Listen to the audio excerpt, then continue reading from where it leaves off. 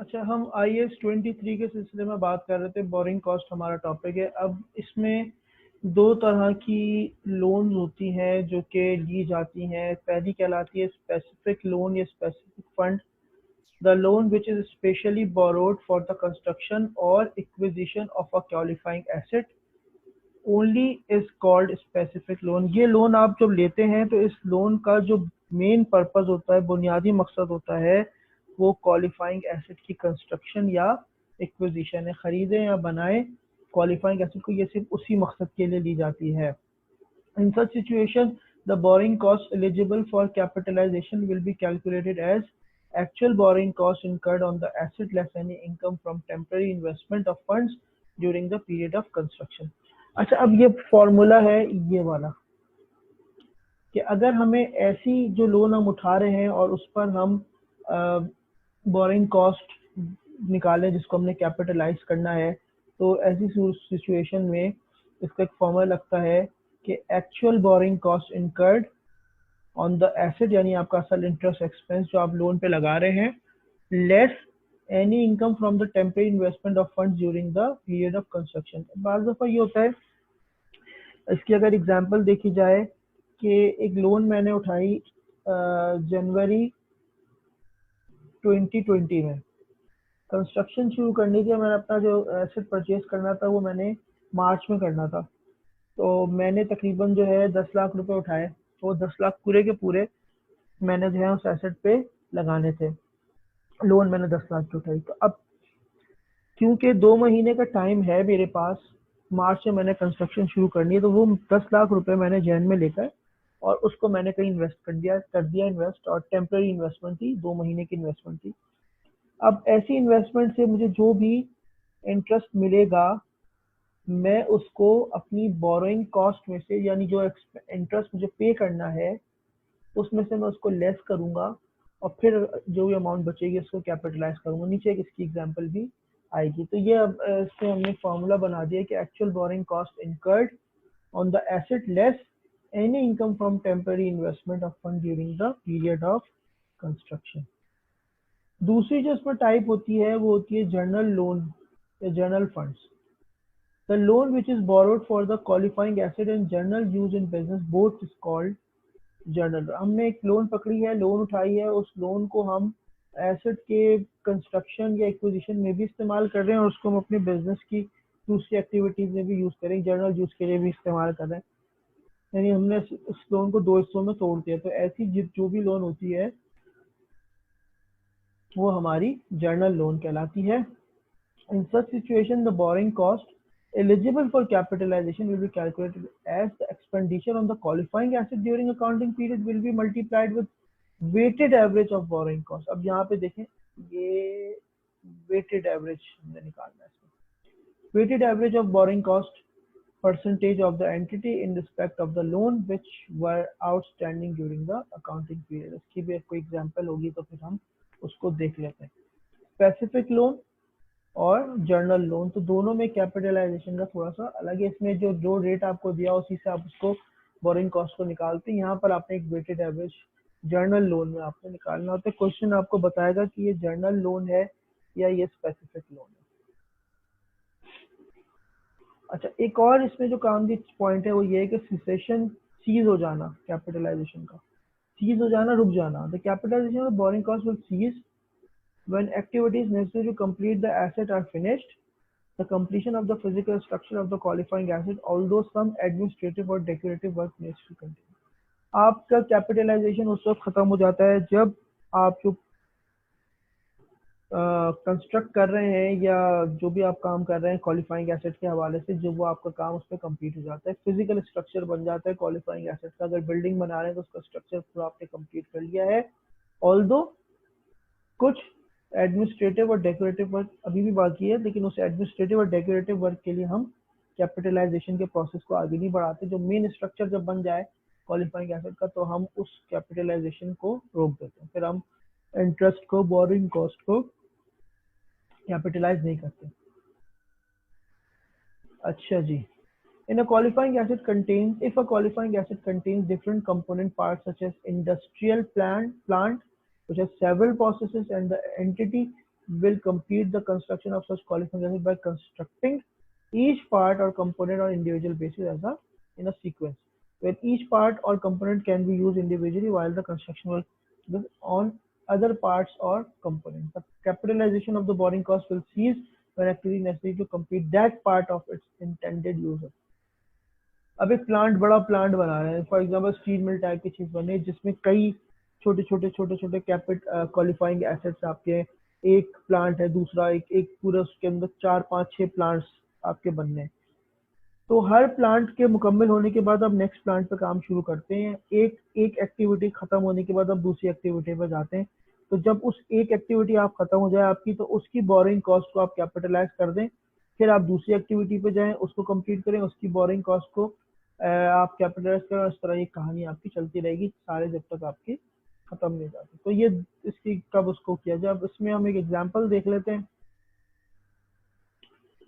अच्छा, borrowing cost capitalise during the accounting period और the weighted average borrowing cost rate, दो चीजें हमने इसमें निकालनी होती है।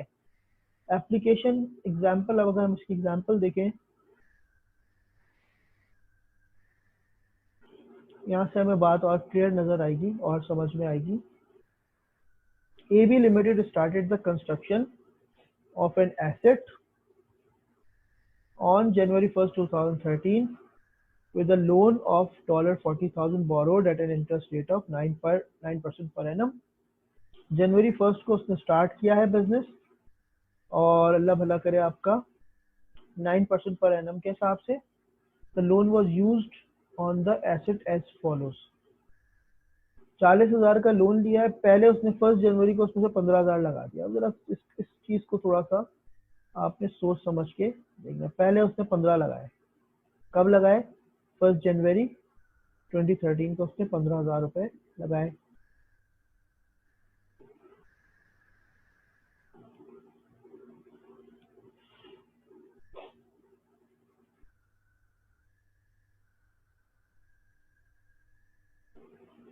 अच्छा जी, ये उसने 1 जनवरी को लगाए, कितने लगाए? 15 लगाए। अच्छा, उसके बाद उसने जनवरी को लगाया, फिर एक बीच में आपका फेब मार्च अप्रैल, जनवरी पूरा महीना, फेब मार्च अप्रैल, 4 महीने बाद उसने दोबारा 2013 के मई 1 को उसने कितने लगाए? 20,000 लगाए। और फिर मई के बाद उसने अक्टूबर में 2013 को फिर 5,000 लगाया। तो 15, 35, 40,000 के पूरी उसने जो है वो यहाँ पर लोन इस्तेमाल कर लिया। इसका मतलब है ये स्पेसिफिक लोन है। कैसे पता चला स्पेसिफिक लोन है? हालांकि यहाँ कुछ मेंशन नहीं है, हो सकता है नीचे लिखा और नहीं लिखा हुआ, लेकिन क्योंकि 40,000 पूरे के पूरे उसने इसी पर्टिकुलर प्रोजेक्ट पे लगा दिए हैं इसकी कंस्ट्रक्शन के लिए, तो ये आपकी स्पेसिफिक पर्पस लोन है, ये जनरल पर्पस लोन नहीं है। The construction of the asset was completed on 31st December 2013. अब ये 31st दिसंबर 2013 एक साल के अंदर ही कंप्लीट होगी। However, during the accounting period, AB Limited has invested the surplus funds at an interest rate of 3% on the temporary basis। जैसे अभी मैंने जिक्र किया था स्पेसिफिक लोन में अगर आप कैपिटलाइज उस वक्त करते हैं जब आप उसमें अगर आप टेम्परेरी तौर पर इन्वेस्ट कर रहे हैं, तो जो भी आपकी बोरिंग कॉस्ट है उसमें से जो टेम्परेरी इन्वेस्टमेंट का इंटरेस्ट इनकम है वो आप लेस करके फिर जो अमाउंट बचती है उसको आप कैपिटलाइज करते हैं। अब ये कह रहा है कि सरप्लस फंड जितना भी था 3% पर एनम के हिसाब से उसने उसको इन्वेस्ट कर दिया टेम्परेरी बेसिस पे। तो ये इसकी कुछ थोड़ी सी कहानी थी जो हमने यहाँ पे देखी। अच्छा, अब अगर हम इसको आगे बढ़े सॉल्व करें तो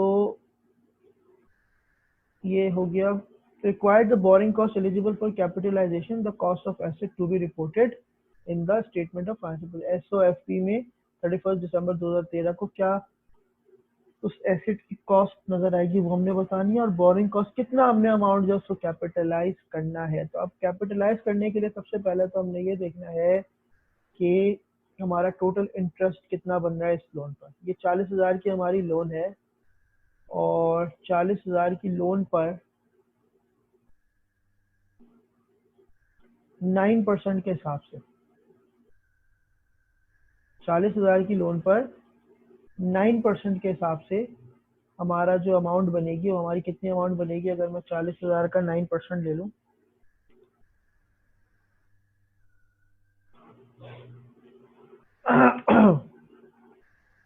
40,000 का 9% हमारा बनता है 3,600। 40,000 का 9% बनता है तकरीबन 3,600 रुपये। 40,000 का 9% हमारा कितना बनता है? 3,600 रुपये। 40,000 इंटू 9% इज इक्वल टू 3,600। ये हमारा बन गया जो हमें बोरिंग कॉस्ट थी, एक्चुअल इंटरेस्ट जो हमने देना था। अच्छा, अब जो समझने वाली बात है वो ये है कि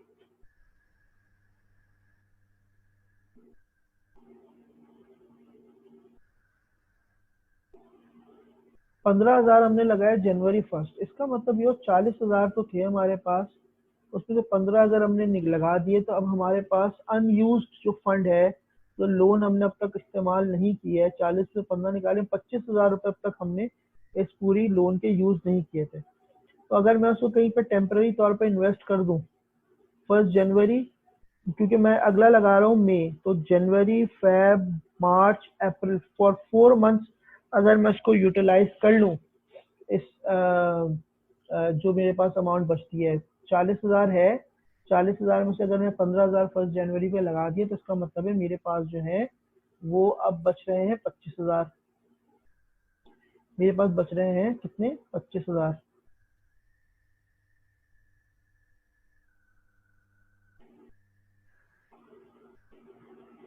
25,000 इन्होंने कहा है 3% के हिसाब से हम इसको कहीं इन्वेस्ट कर सकते हैं। अच्छा, मैं कितने मंथ के लिए इस 25,000 को इन्वेस्ट कर रहा हूँ?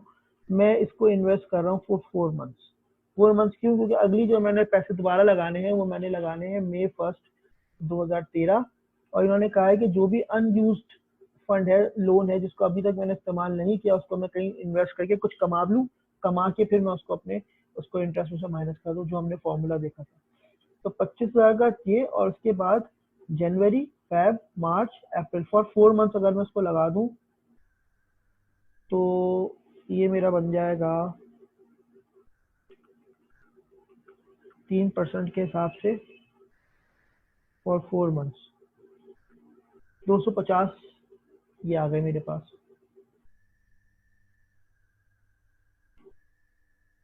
अच्छा जी, उसके बाद क्या हुआ? उसके बाद ये हुआ कि May 1 आ गया 2013।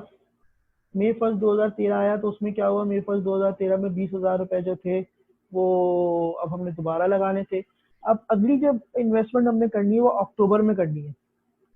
15 यहाँ लगा दिए, 20 यहाँ लगा दिए, टोटल होगा 35 लग चुके हैं। अब अगले जो है वो 5,000 है।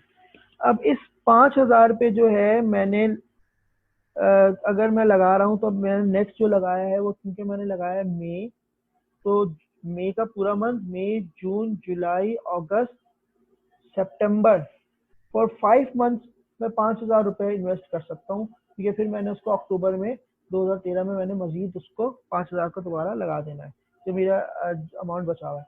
तो मैं 5,000 को मल्टीप्लाई कराऊंगा 3% से, और उसको मैं 5 महीने के लिए इन्वेस्ट कर दूंगा। 5 महीने के लिए उसको मैंने इन्वेस्ट कर दिया, तो 5,000 इंटू 3% इंटू 5/12, ये अमाउंट आ गई तकरीबन मेरी 62.5। और जब मैंने 250 को ऐड किया 62.5 में, तो ये तकरीबन मेरा बन गया 312.5। यानी इसका मतलब है कि ये टेम्परेरी जो मैंने अपनी जो जो मेरे पास अनयूज्ड फंड था, लोन थी, उसको मैंने टेम्परेरी इन्वेस्ट कर दिया। उससे मुझे जो भी अमाउंट मिली, जो कि मिली मुझे तकरीबन 312.5। अब इस वाली जो मेरी बोरिंग कॉस्ट है 6,600 जो मैंने निकाली थी, उसमें से मैं अभी 312.5 लेस कर दूंगा, तो मुझे पता चल जाएगा कि मैंने कितना कैपिटलाइज करना है। मैंने कैपिटलाइज करना है 3287.5, इतने रुपए जो है बोरिंग कॉस्ट के मैंने कैपिटलाइज करना। तो अभी जो फॉर्मूला देखा था हमने, उस फॉर्मूले के हिसाब से हमने इसको जो है वो इस्तेमाल कर लिया। तो ये जो है हमने इसको फाइंड आउट कर लिया है। अब ये अमाउंट हमारी जो है वो कैपिटलाइज होगी। अब अगर ये हमारी अमाउंट जो है कैपिटलाइज होगी, तो उसने कहा है कि the borrowing cost eligible for capitalisation, वो ये कैपिटलाइजेशन के लिए बोरिंग कॉस्ट जो है वो एलिजिबल है। और number second, the cost of assets to be reported in the statement of financial position. अब हमने कॉस्ट ऑफ एसेट कितनी दिखानी है, तो कॉस्ट ऑफ एसेट हमारी ऐसी आएगी कि 15,000 ये लगाए, 20 ये लगाए, 5 ये लगाए, तो 15 प्लस 20 प्लस 5 40,000 रुपए तो आपके ये हो गए। 40,000 में आप ऐड कर दो बोरिंग कॉस्ट, जिसको आप कैपिटलाइज कर रहे हो 3287.5, तो आपकी ये तकरीबन 43,287.5, ये आप जो है इसको कैपिटलाइज, ये मतलब आपकी टोटल बोरिंग कॉस्ट जो है वो आपकी पूरे क्वालिफाइंग एसेट की कॉस्ट जो है वो आपकी आ गई है। तो ये इस तरह जो है हमने इसको निकाला, और ये हम अगर देखें इसको तो ये हमें नज़र आ रहा है 43,287.5, पूरी वर्किंग करके हमने इसको इस तरह जो है वो फाइंड आउट कर लिया। तो ये एक एग्जांपल थी समझने वाली कि इसमें हम किस तरह जो है वो स्पेसिफिक लोन को हम एडजस्ट करते हैं। ये स्पेसिफिक लोन के हवाले से हमने बात की थी। अच्छा, अब देखते हैं आगे दूसरी कोई और एग्जांपल हमारे पास आ रही है। Example number 2, AB Limited started the construction of an asset on 1st January 2013. For this purpose, 3 loans were outstanding at the start of the year as follows. अभी 3 लोन उठाइए, 11% के हिसाब से, 15% के हिसाब से, 17% के हिसाब से, 80,000, 70,000, 40,000। जबकि वो एसेट जो बना रहा है वो बना रहा है the funds were used on the asset as follows 25, 20, 45, 60,000। Loan की अमाउंट ज़्यादा है, एसेट की अमाउंट कम है। इसका मतलब ये है कि ये जनरल पर्पस लोन है, कि वो ये सारी की सारी लोन इस क्वालिफाइंग एसेट के कंस्ट्रक्शन में नहीं यूज करेगा, बल्कि वो सब कुछ पार्ट यूज करेगा। तो ऐसी सूरत में हमने ये देखा था कि जब भी वो जनरल पर्पस लोन की बात करे, तो जनरल पर्पस लोन के लिए हमने फॉर्मूला देखा था, उसमें वेटेड एवरेज से हमने इसको मल्टीप्लाई करना है, multiply by weighted average of the borrowing cost. अब वेटेड एवरेज निकालना पड़ेगा हमें लोन का, उसके बाद फिर आगे हम इसको देखेंगे। तो ये हमारी, इससे हमें पता चल रहा है कि ये हमारी जो है वो एक जनरल पर्पस लोन है, और ये भी 31 दिसंबर 2013 को जाकर आपकी जो है वो कंप्लीट हो रही है construction. Borrowing cost eligible for capitalisation at 31 दिसंबर, और कॉस्ट ऑफ बिल्कुल दोनों सेम वही रिक्वायरमेंट है। अच्छा जी, अब क्योंकि ये जनरल पर्पस इसकी नेचर है, हमें कर लिया है, तो जैसे मैंने बताया कि टोटल लोन जो है 190 की है, उसमें से 60,000 जो है उसको हम एसेट की कंस्ट्रक्शन में यूज कर रहे हैं। तो ये सिनेरियो जनरल लोन का है, क्वालिफाइंग एसेट बना रहे, 1 साल का टाइम पीरियड है, सब्सटेंशियल है 1 साल। इसमें एक ही चीज हमने डिस्कस की थी, सब्सटेंशियल टाइम पीरियड होना चाहिए। तो टाइम पीरियड भी सब्सटेंशियल है, अगर ये सब्सटेंशियल टाइम पीरियड ना हो तो फिर ये बोरिंग कॉस्ट के उसमें नहीं आती है क्वालिफाइंग। अच्छा, अब आगे अगर हम बढ़ते हैं तो सबसे पहले हमने इसकी एलिजिबल निकालनी है, average amount invested into weighted average borrowing cost rate. ये एक फॉर्मूला बन रहा है इसका, eligible borrowing cost into asset, average amount invested into weighted average borrowing cost. अच्छा, अब एवरेज अमाउंट अगर हमें निकालनी हो एसेट की, तो हम कैसे निकालेंगे एवरेज अमाउंट। सबसे पहले 25,000 रुपए हैं, ये 25,000 रुपए पूरे साल के लिए हैं, ये पूरी की पूरी अमाउंट आ गई। सेकंड हमने लगाए 20,000 रुपए, 20,000 रुपए हमने 1 मई से दिसंबर तक के अगर लगाए हैं, तो मई, जून, जुलाई, अगस्त, सितंबर, अक्टूबर, नवंबर, दिसंबर, फॉर 8 मंथ्स जो है वो आपका यहाँ पर ये आ गया। और उसके बाद लास्ट वाली जो हमारी वर्किंग है, 15,000 रुपए जो हमने लगाए, ये 15,000 रुपए लगाए अक्टूबर, नवंबर, दिसंबर, फॉर 3 मंथ्स लगाए। यहाँ पर इसमें एक वर्किंग में करेक्शन की जरूरत है।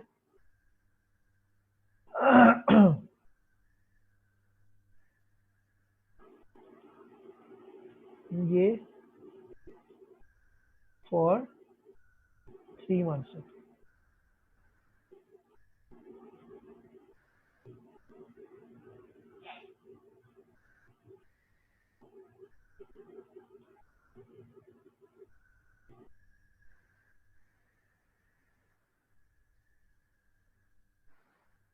फॉर 3 मंथ्स हमारे पास जो है, अगर मैं 15,000 को 3 महीने के लिए लगा रहा हूँ, 3750, 11,250 नहीं है ये, 3750 है।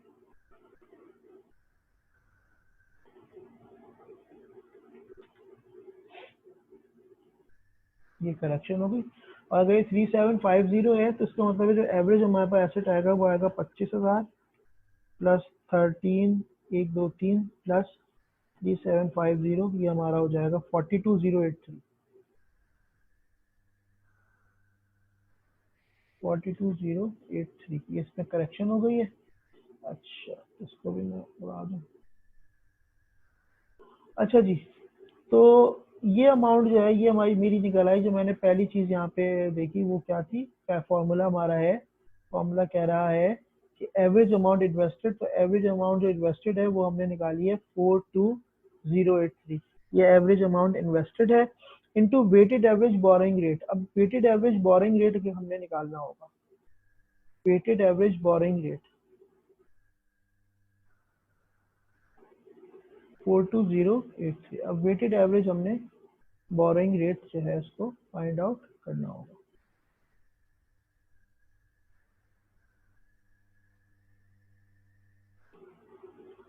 वेटेड एवरेज बोरिंग रेट निकालने के लिए हमने क्या करना है, हमने जो है अपनी जितनी भी लोन हमारे पास आ रही है उसको हमने एक एक फॉर्मूला लगाना है। अब देखें फॉर्मूला समझने वाला क्या है। पहले 80,000 रुपये हमने लोन उठाई, उसको हमने 190,000 जो टोटल लोन है उससे डिवाइड किया और उसके बाद हमने इस पे रेट लगा दिया, परसेंटेज जो है वो अप्लाई कर दी। इसको अमाउंट इसकी आ रही है, वेटेड एवरेज जो है वो आ रहा है 13.72। अच्छा, 80,000 पे 11%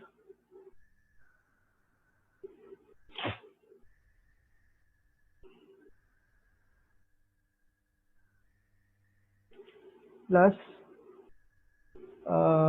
70,000 पे 15%।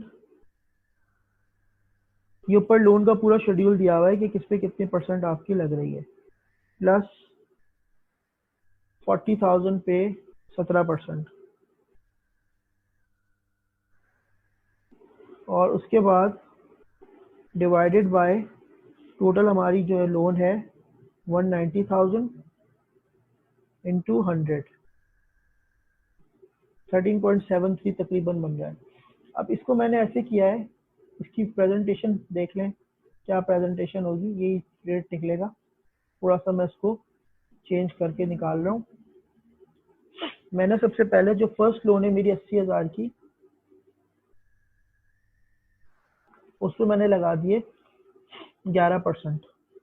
ये मैं वेटेड एवरेज निकाल रहा हूँ जो मैंने फॉर्मूले में इस्तेमाल करना है। ब्रैकेट क्लोज कर दिया, प्लस का साइन लगाया और उसके बाद जो है मैंने जो दूसरी लोन ली है 70,000 की, वो मैंने 15% पे ली है।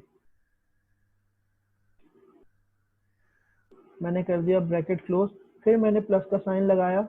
ये वेटेड एवरेज निकालने का तरीका मैं बार बार बता रहा हूँ, ये हर सवाल में जो भी वेटेड एवरेज का सवाल होगा यही तरीका हमने अप्लाई करना है। फिर मैंने 40,000 पे दूसरे जो लास्ट है 17% के हिसाब से वो मैंने लगा दिया, मैंने ब्रैकेट क्लोज कर दिया। उसके बाद इन तीनों से जो मेरे पास रिजल्ट आया, जो भी रिजल्ट आया, जो अगर निकाल लें इसका जो रिजल्ट हम दोबारा, तो 80,000 into 11% plus 70,000 into 15% plus 40,000 into 17%। तो इसका जो रिजल्ट आया मेरे पास 26,100 आया। अब ये जो भी रिजल्ट आया है इसको जो टोटल लोन हमने उठाई है 1,90,000 से मल्टीप्लाई डिवाइड करके और 100 से मल्टीप्लाई करवा दें ताकि हमारा आंसर परसेंटेज की शक्ल में आ जाए। तो अगर मैं उसको 1,90,000 से डिवाइड करके और 100 से मल्टीप्लाई कर दूं तो जो मेरा आंसर आ रहा है तकरीबन आ रहा है 13.73%। ये मेरी वेटेड एवरेज जो है एक रेट निकला है। यहाँ पर जिन्होंने सॉल्व किया इनका तकरीबन 13.72% आया है। इन्होंने फॉर्मूला कुछ और लगाया है ये फॉर्मूला ज़्यादा बेहतर है जो मैंने यहाँ पर अप्लाई किया। तो इस फॉर्मूले के हिसाब से आप वेटेड एवरेज निकाल लें। हर लोन को उसकी परसेंटेज से मल्टीप्लाई करवाएं और जितनी जो मल्टीप्लाई करके जो अलग अलग अमाउंट्स आ रही है उनको ऐड करके टोटल लोन से डिवाइड करके 100 से मल्टीप्लाई कर दें तो आपको वेटेड एवरेज मिल जाएगा। अब दो अमाउंट हमारे पास आ गई, एक तो 42083 और 42083 को 42 तकरीबन ये आई थी, 42083 को मल्टीप्लाई आप करवा दें जो हमने निकाला है 13.73%। तो 42083 इंटू दिस डिवाइडेड बाय 100 अगर परसेंटेज निकालें तो तकरीबन 5780 5780 हमने जो है कैपिटलाइज करना है। इनका थोड़ा सा अमाउंट डिफर इसलिए कर रहा है क्योंकि ये अमाउंट चेंज आ रहा है, वो इसलिए क्योंकि इन्होंने यहाँ पर इस जगह पे इशू किया। ये 3 मंथ्स के हमने एवरेज लेना था, 9 मंथ्स का नहीं लेना था। 5780 आ गया। एसेट जो हम टोटल बना रहे हैं 25 20 15 60,000 60,000 तो 60,000 में आप ऐड कर दो 5780 तो ये आपके पास आ गया 65780। 65780 जो टोटल हमारा एसेट है जिसको हम क्या कर रहे हैं, जिसको हम जो है वो कैपिटलाइज कर रहे हैं। हमारे एसेट टोटल क्वालिफाइंग एसेट हमारा कॉस्ट ऑफ एसेट ये हमारी बन रही है। तो ये वीडियो, इस वीडियो में हमने काफ़ी डिटेल में देखा है specific purpose loan, general purpose loan, और उसके अलावा जो है हमने दो एग्जांपल्स दिए हैं। अभी इसके बाद नेक्स्ट वीडियो में हम और क्वेश्चन के सॉल्व करेंगे और प्रैक्टिकल क्वेश्चन हम इसको सॉल्व करके देखेंगे।